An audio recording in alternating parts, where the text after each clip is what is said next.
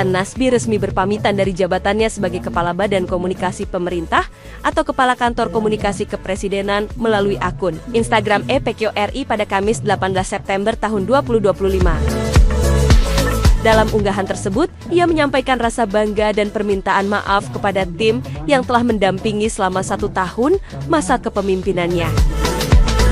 Namun, tidak berselang lama setelah pengunduran dirinya, Hasan ditunjuk sebagai Komisaris PT Pertamina Persero berdasarkan keputusan Menteri BUMN dan Direktur Utama PT dan antara Asset Management selaku pemegang saham PT Pertamina Persero tentang pengangkatan anggota Dewan Komisaris PT Pertamina Persero tertanggal 11 September tahun 2025.